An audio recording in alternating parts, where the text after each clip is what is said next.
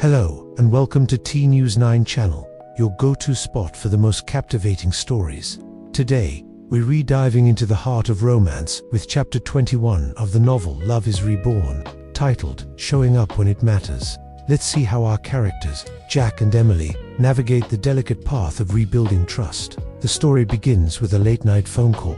Emily's voice, laced with exhaustion, comes through the line. "Can I ask you something?" she says, her tone hesitant. Without a moment's pause, Jack replies with a simple, reassuring word. "Anything. It's a promise, a commitment in a single word." Emily then reveals her problem. "My car won't start." Now, this is a pivotal moment for Jack. The old Jack, the one Emily knew before, would have probably sighed, grumbled, and peppered her with questions. He might have suggested calling a mechanic or complained about the late hour. But this is the new Jack, a man who has learned from his past mistakes.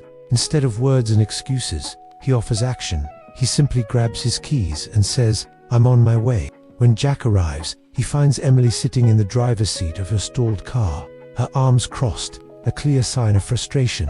He doesn't try to lighten the mood with a joke. He doesn't rush to fix the problem himself or act like a hero. He just gets there. He listens. He's present. Together, they wait for roadside assistance, enveloped in a comfortable silence. It's not awkward. It's a shared space of quiet support. As they stand under the dim streetlights, the silence is broken by Emily's soft voice. "You didn't make it about you," she observes, her words carrying a weight of surprise and appreciation. A small, knowing smile touches Jack's lips.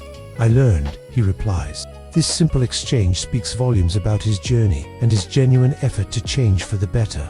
That night, something shifts between them. Emily gives him a hug. It wasn't a long, dramatic embrace, nor was it a quick, polite one. It was just real. It was a hug that conveyed gratitude, relief, and a flicker of renewed trust. In that moment, Jack understood a profound truth. Rebuilding a connection isn't about grand gestures or eloquent apologies. It's not about the words you say, but about your presence when it truly matters. It's about showing up, listening, and just being there. This is how trust is reborn, one quiet, selfless act at a time. Chapter 23 of the emotional novel, Love is Reborn, titled The Conversation She Needed. Get ready, because this is a chapter that changes everything. The scene opens with Emily and Jack, two people bound by a past they can't escape and a future they can't yet see. The air is thick with unspoken words, but Emily is the one who finally breaks the silence. There's no smile on her face, just a raw, honest intensity. "I need to ask you something," she says, her voice steady. Jack simply nods, bracing himself. "Okay." Then comes the question that has been weighing on both their hearts, the one that hangs between them like a ghost. "Why now?" Emily asks, her gaze piercing. "Why didn't you change when we were still married?" The question hits Jack with the force of a physical blow. You can almost feel the weight of it settle on his shoulders. He doesn't rush to defend himself or make excuses. Instead, he takes a slow, deliberate breath, gathering the courage to face a truth he's long avoided. "Because I thought love was automatic," he confesses, the words raw and honest. "I thought being there physically was enough."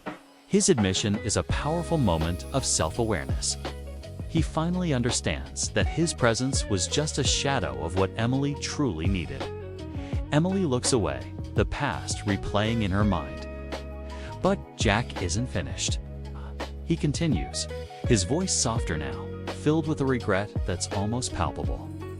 "I didn't realize I was losing you until you were already gone." Silence fills the space between them, a silence that speaks volumes. When Emily finally speaks, her voice trembles just slightly, betraying the depth of her old fears. "That's what scared me," she whispers. The fear that he would never see her, never truly understand what she was losing. Jack nods again, his eyes meeting hers with a shared vulnerability. "It scares me too," he admits. And in that moment, something profound shifts. For the very first time, this isn't a battle. Neither of them is trying to win the argument, to prove a point, or to assign blame. They are simply two people, stripped of their defenses, telling the truth. And that, right there, is what makes all the difference. This conversation isn't about rekindling an old romance. It's about understanding and perhaps a new beginning built on honesty. Chapter 24. Titled, Loving Without a Guarantee. So, after that incredibly deep and revealing conversation, Jack finally had a moment of pure clarity. He understood, maybe for the first time, that this journey with Emily might not end in the fairy tale way he had always imagined. Emily was finally, truly opening up to him, layer by layer. But she wasn't making any promises, not about the future, not about them. And surprisingly, Jack didn't push. He didn't ask her for any commitments. That night, as Jack walked home alone, the city streets seemed to breathe with him. The world around him didn't feel empty or lonely. It felt honest, raw, and real. He found himself reflecting on his old ideas about love. He used to think of it as a prize to be won, a possession to be guarded and kept safe, a trophy on a shelf. But now, he saw it so differently. He realized love wasn't something you win. It was something you show up for, consistently, every single day. Even when there's no guarantee, no certainty, and no safety net. It's about being present, rain or shine. Later that evening, Jack picked up his phone and sent Emily a simple, heartfelt message. "Thank you for trusting me enough to talk." He wasn't expecting an immediate reply, but after a while, his phone lit up. It was from Emily. "Thank you for listening." A small, genuine smile spread across Jack's face. In that moment, something shifted inside him. For the very first time, the thought of loving Emily didn't fill him with a sense of fear or anxiety. It wasn't about the fear of losing her anymore. It felt like respect. A deep, profound respect for her, for himself, and for the fragile, beautiful space they were creating between them. It was a new beginning, built not on promises, but on mutual understanding. Chapter 25 of Love is Reborn, titled One Small Step. Let's see what happens next with Jack and Emily. It was Emily who finally broke the silence between them. "Maybe we can try something," she suggested, her voice careful, almost hesitant. Jack stayed quiet, not wanting to break the spell of the moment. He knew this was delicate, a fragile new beginning, not dating. Emily clarified quickly, sensing his apprehension. No labels, no pressure. Just ... Tom. Spending some time together. Jack felt a wave of relief wash over him. This was something he could do. He nodded, a simple gesture that held so much weight. "Okay," he said, his voice soft. So, they made a pact. A simple agreement for a complex situation. One dinner a week, no grand expectations. The only rule was complete honesty. A chance to just be together, without the heavy baggage of their past looming over them. Their first dinner was quiet, but it wasn't an awkward silence. It was a thoughtful, comfortable quiet. They decided to cook together, moving around the kitchen in a surprisingly easy rhythm. After they ate, Jack started washing the dishes without a word. A small gesture that didn't go unnoticed by Emily. She didn't say anything, but a small, genuine smile touched her lips. It was a sign, a tiny seed of change being planted. When it was time for Jack to leave, Emily walked him to the door. Standing there, she felt the need to set the boundaries one more time.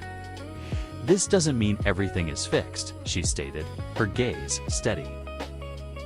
Jack met her eyes and offered a soft, understanding smile. "I know," he replied. He understood. This wasn't a magic fix. It was a first step on a long road. As Jack walked away from her house that night, a new feeling began to bloom in his chest. It wasn't the giddy excitement of a new romance, nor was it the familiar sting of fear. It was something quieter, more profound. It was hope. Careful, fragile, but very real hope for what the future might hold for them. What a beautiful, tentative step forward for Jack and Emily. The idea of just time is so powerful. What do you think will happen on their next dinner date? Let me know your predictions in the comments below. Thanks for listening, and don't forget to like and subscribe for more chapters from Love is Reborn. See you next time.